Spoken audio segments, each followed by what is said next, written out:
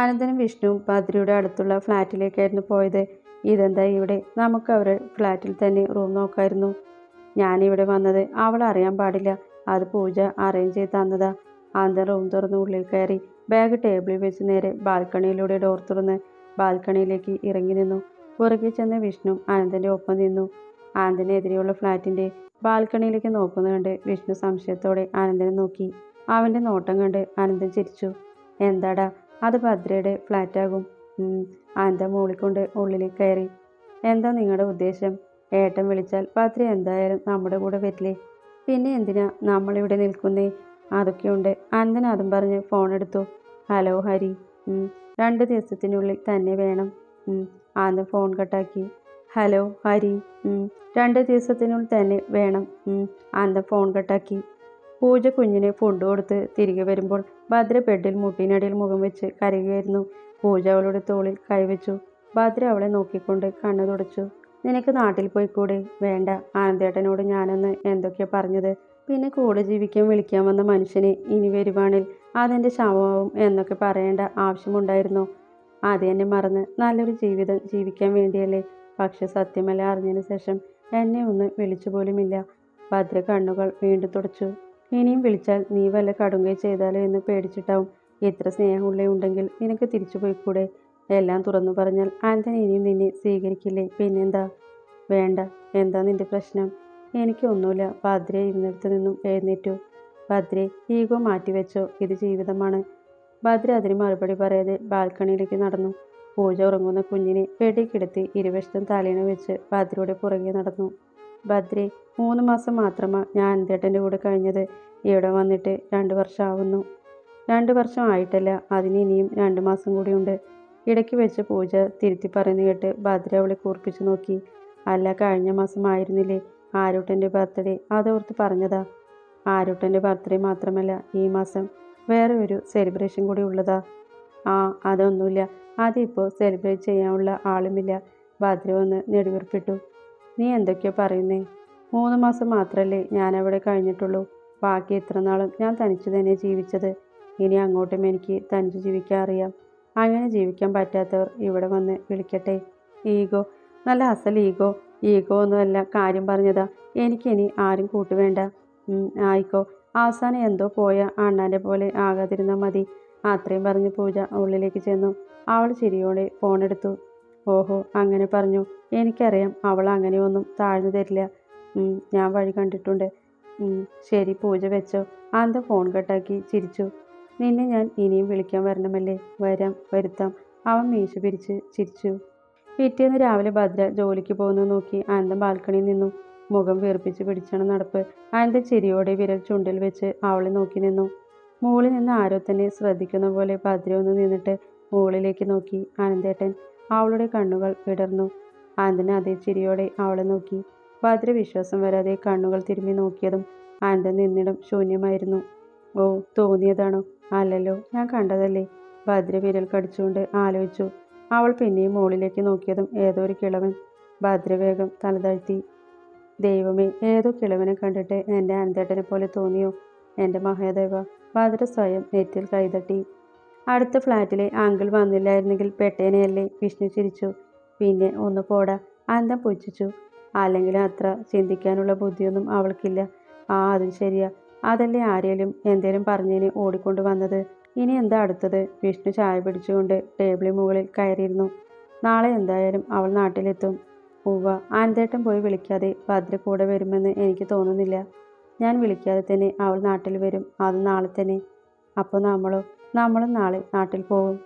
നാളെ പോകുന്നതിനാണോ ഏട്ടൻ ഈ ഫ്ലാറ്റ് എടുത്തേ? ഇവിടെ നിൽക്കുന്നത് എത്ര ദിവസമായാലും അത്ര ദിവസം എനിക്ക് അവളുടെയും കുഞ്ഞിൻ്റെയും അടുത്ത് നിന്നൂടെ? അവരെ കണ്ടുകൂടെടാ? നിനക്ക് നിസ്സാരമായി തോന്നും, പക്ഷേ അനന്തൻ ഇതൊന്നും ചെറിയ കാര്യമല്ല. അവനൊന്ന് നെടുവീർപ്പിട്ടു. നിന്നോട് സംസാരിച്ച സമയം പോയി. ഞാൻ എൻ്റെ മകനെ പോയി കാണട്ടെ. അനന്തൻ വേഗം പുറത്തേക്കോടി. വിഷ്ണു ചായക്കപ്പ് പിടിച്ച് ബാൽക്കണിയിലേക്ക് നടന്നു. അവിടെ നിന്ന് അവൻ താഴേക്ക് നോക്കി. ശരിയാണ് അനന്തേട്ടൻ പറഞ്ഞത്. ഏട്ടൻ്റെ വേദന എന്തുകൊണ്ട് നിസ്സാരമായി കണ്ടു?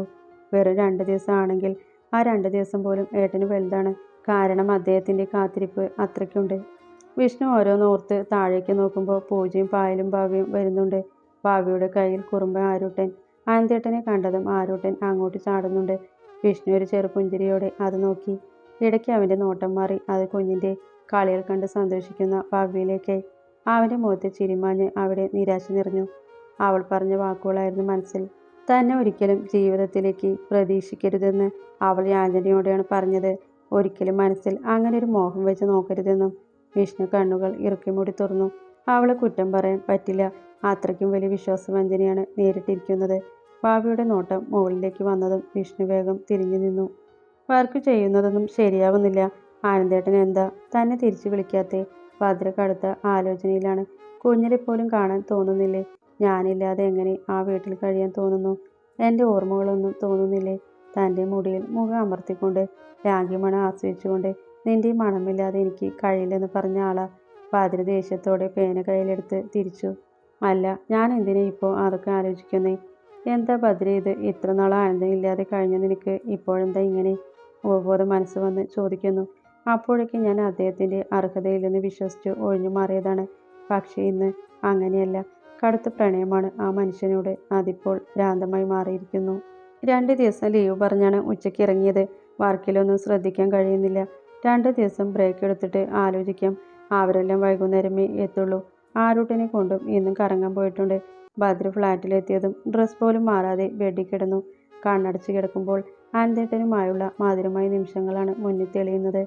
തൻ്റെ മാറിൽ മുഖം അമർത്തി കുഞ്ഞിനെപ്പോലെ ഉറങ്ങുന്ന അനന്തൻ്റെ മുഖമായിരുന്നു ഭദ്രയ്ക്ക് ഓർമ്മ വന്നത്. ആ ഓർമ്മയിൽ അവളൊന്ന് പുഞ്ചിരിച്ചു. കഴുത്തിൽ കിടന്ന് താലിയെടുത്ത് കടിച്ചു. അവനെ കാണാൻ തോന്നിയതും അവൾ കണ്ണടച്ചു കിടന്നു. ബീച്ചിൽ കുഞ്ഞിനൊപ്പം കളിക്കുന്ന തിരക്കിലാണ് അനന്തൻ. അവനെ എടുത്ത് തിര വരുമ്പോൾ കാൽ വെള്ളത്തിൽ മുട്ടിക്കും. ആരൂട്ടനാണെങ്കിൽ കുടുകൂടി ചിരിക്കുന്നുണ്ട്. ഇടയ്ക്ക് ഫോൺ ബെല്ലടിച്ചതും കുഞ്ഞിനെ ഒരു കൈ പിടിച്ച് അവൻ ഫോണെടുത്തു. ഹലോ. പറഞ്ഞ പോലെ തന്നെ. നീ ധൈര്യമായി ചെല്ല്, അനന്തൻ ചിരിയോടെ പറഞ്ഞ് ഫോൺ കട്ടാക്കി. പിന്നെയും കുഞ്ഞുമായി കളി തുടർന്നു. നിർത്താതെ കോളിംഗ് ബെല്ല് അടിക്കുന്ന കേട്ട് ഭദ്ര കണ്ണുകൾ തുറന്നു. ഉച്ചയ്ക്ക് വന്ന് കിടക്കുന്നതാണ്. ഭക്ഷണം പോലും കഴിച്ചിട്ടില്ല. അതിൻ്റെ ചെറിയ ക്ഷീണവും അവളിലുണ്ടായിരുന്നു. ഭദ്ര എഴുന്നേറ്റ് ഡോർ തുറന്ന് പുറത്തു നിൽക്കുന്ന ആളെ കണ്ട് അവൾ ഞെട്ടി. മിഥില. ഭദ്ര പറഞ്ഞതും മിഥി വരുത്തി വെച്ച ചിരിയോടെ അവളെ നോക്കി. ആദ്യത്തെ ഞെട്ടൽ മാറിയതും ഭദ്ര വെറുപ്പോടെ അവളെ നോക്കി. ഉള്ളിലേക്ക് വരാമോ? മിഥി ചോദിച്ചതിന് അവൾ വഴിമാറിക്കൊടുത്തു.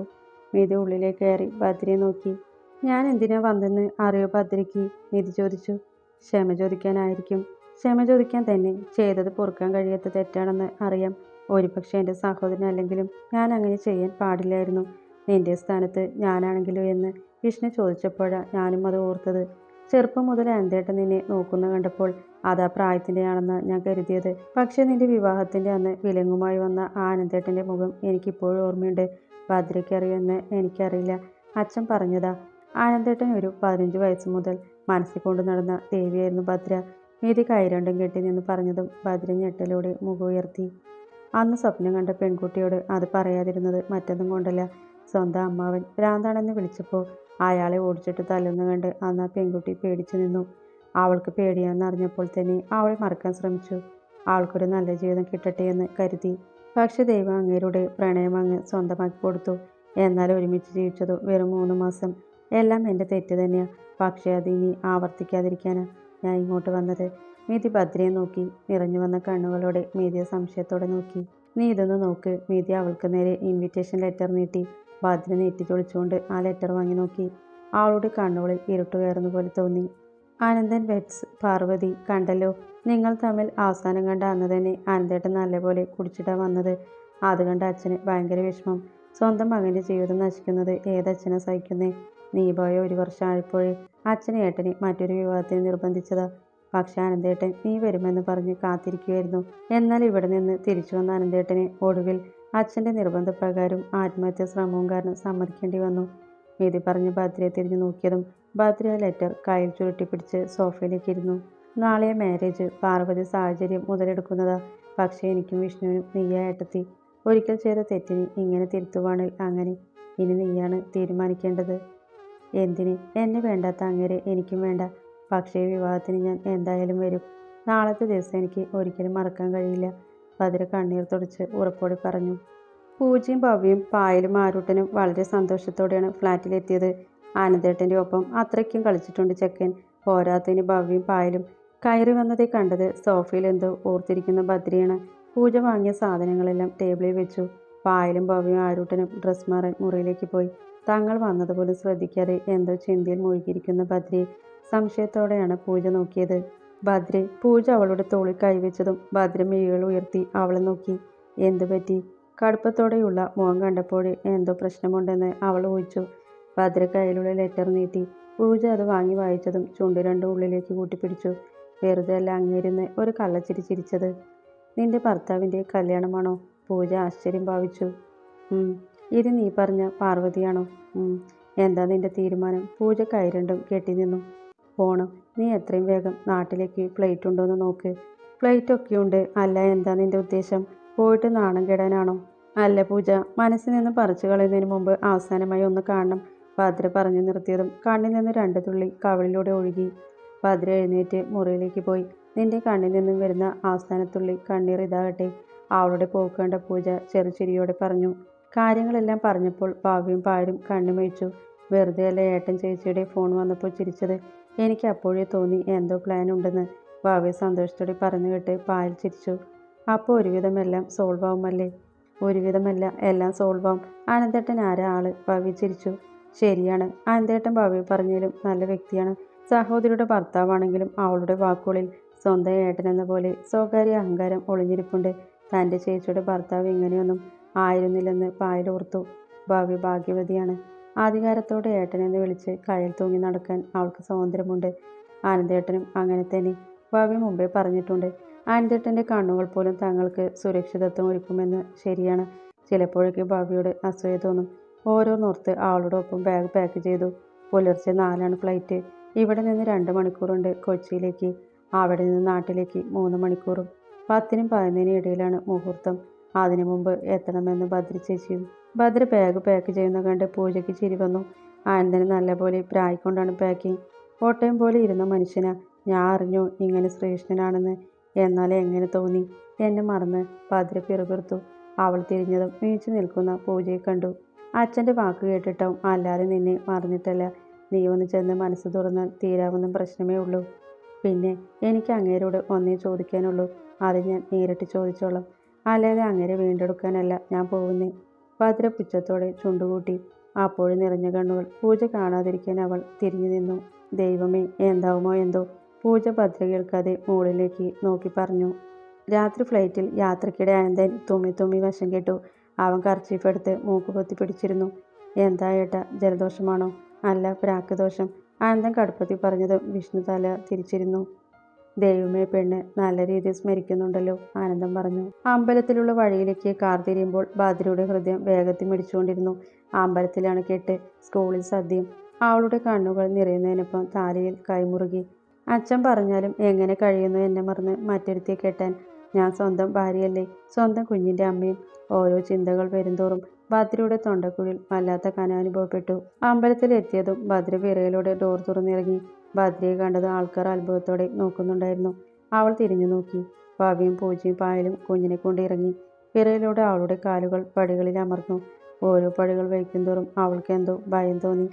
അനന്തനെ വരൻ്റെ വേഷത്തിൽ കണ്ടാൽ ചിലപ്പോൾ തന്നെ കൊണ്ട് താങ്ങാൻ കഴിയില്ല. ചങ്കുപിടയും. ഭദ്ര ഒഴുകുന്ന കണ്ണീർ വാശിയോടെ തുടച്ച് പടികൾ കയറി. ആൽമരത്തിനടുത്തുള്ള വലിയ വിളക്കിനടുത്ത് ശങ്കരനും വിലാസിനിയും ജാനും നിൽക്കുന്നുണ്ട്. ഭദ്ര അവരെ കണ്ടിട്ടും ശ്രദ്ധ കൊടുക്കാതെ ചുറ്റും നോക്കി. ശങ്കരനും വിലാസിനിയും ജാനും അതിശയത്തോടെ പരസ്പരം നോക്കുന്നുണ്ട്. ചുറ്റിലും ആനന്ദനെ നോക്കിയിട്ടും കാണുന്നില്ല. ഭദ്ര നേരെ ശങ്കരനടുത്തേക്ക് ചെന്നു. ആനന്ദേട്ടൻ എവിടെ? ഭദ്ര ചോദിച്ചതിന് ശങ്കരൻ നാഗക്കാവിലേക്ക് വിരൽ ചൂണ്ടി. മോളെ, നീ? ഭദ്ര തിരിഞ്ഞു നടന്നതും ശങ്കരൻ എന്തോ പറയാൻ വന്നതും ഭദ്ര ദേഷ്യത്തോടെ അയാളെ തിരിഞ്ഞു നോക്കി. അവളുടെ നോട്ടം കണ്ടതും ശങ്കരൻ ഉമിനീരിറക്കി തലതാഴ്ത്തി നിന്നു. ഭദ്ര നാഗക്കാവിലേക്ക് പോകുന്നതിനിടയ്ക്ക് നടയിൽ നിന്ന് തൊഴുന്ന പാർവതിയെ നോക്കി. ആനന്ദേട്ടൻ്റെ ഭാര്യയാവുന്നവൾ ആഭരണം ഒട്ടും കുറച്ചിട്ടില്ല. ഭദ്ര പുച്ഛത്തോടെ തിരിഞ്ഞു. ആഭരണങ്ങൾ നിറയെ അണിഞ്ഞുകൊണ്ട് ചിരിച്ചുകൊണ്ട് കൂടെ നിൽക്കുന്നവരോട് സംസാരിക്കുന്നുണ്ട് പാർവതി. ഭദ്രയുടെ ചങ്ക് പിടയുന്നുണ്ട്, ഭ്രാന്തെടുക്കുന്ന പോലെ. ജീവന് തുല്യമല്ല പ്രാണന് ആനന്ദൻ. ഈയൊരു നിമിഷത്തെ അങ്കലാപ്പിൽ നിന്ന് മനസ്സിലാവുന്നു ഭദ്രയ്ക്ക്. കാവിലേക്ക് മതില് കടന്നു ചെന്നു.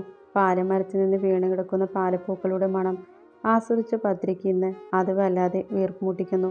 പാലമരത്തിൻ്റെ ഇടതുവശത്തെത്തിയതും കണ്ടു കൈകെട്ടി സർപ്പക്കാവിലെ പ്രതിഷ്ഠയെ നോക്കി നിൽക്കുന്ന അനന്തനെ. കറുത്ത കുർത്തയും അതേ കരയുള്ള വെള്ളമുണ്ടുമാണ് വേഷം. പിന്നിലേക്ക് ചീകി വെച്ചിരിക്കുന്ന നീണ്ട മുടിയിഴകളെ ഇളങ്കാറ്റ് മെല്ലെ തഴുകുന്നുണ്ട്. ആനന്ദനെ കണ്ടതും ചോദിക്കാൻ വന്ന് മറന്നുകൊണ്ട് ആനന്ദനെ നോക്കി നിന്ന് പോയി. ഭദ്ര തലതാഴ്ത്തി കൈകൂട്ടി പിടിച്ചു. പുറകിൽ പ്രിയപ്പെട്ടവളുടെ സാമീപ്യം അറിഞ്ഞതും ആനന്ദൻ മെല്ലെ തിരിഞ്ഞു. ഭദ്രയെ കണ്ടതും ആനന്ദൻ അവളെ കണ്ണുമയ്ക്കാതെ നോക്കി നിന്നു. ചുവപ്പ് സാരി വള്ളിയറായി ഇട്ടിരിക്കുന്നു. കൈകൾ രണ്ടും കൂട്ടിപ്പിടിച്ച് തിരുമുന്നുണ്ട്. കണ്ണുകൾ ചുവന്നിരിക്കുന്നു. അലസമായി എങ്ങോട്ടോ നോക്കുന്നുണ്ട്. ആനന്ദൻ ഒന്ന് മുരടനക്കിയതും ഭദ്ര ഞെട്ടലോടെ ആനന്ദനെ നോക്കി. ആനന്ദൻ അവളെ കടന്ന് നടക്കാൻ തുടങ്ങിയതും ഭദ്ര അവൻ്റെ കൈകൾ പിടിച്ചു. ആനന്ദൻ സംശയത്തോടെ തിരിഞ്ഞ് അവളെ നോക്കി. ഈ ദിവസം തന്നെ വേണമായിരുന്നു നിങ്ങൾക്ക് അവളെ താലി ചാർത്താൻ. ഭദ്രയുടെ കണ്ണുകളിൽ തീയാളി. ആനന്ദൻ അത് ശ്രദ്ധിക്കാതെ അവളുടെ കൈ വിടുവിച്ച് മുന്നോട്ട് നടന്നതും ഭദ്ര ദേഷ്യത്തോടെ അവൻ്റെ കോളറിൽ കൂട്ടിപ്പിടിച്ചു. പറ, ഇന്ന് തന്നെ വേണമായിരുന്നു. അവളുടെ കണ്ണുകൾ ചുവന്നിരുന്നു. പറയാൻ അവൾ അവനെ പിടിച്ച് ഒലിച്ചുകൊണ്ട് പിന്നിലേക്ക് തള്ളി.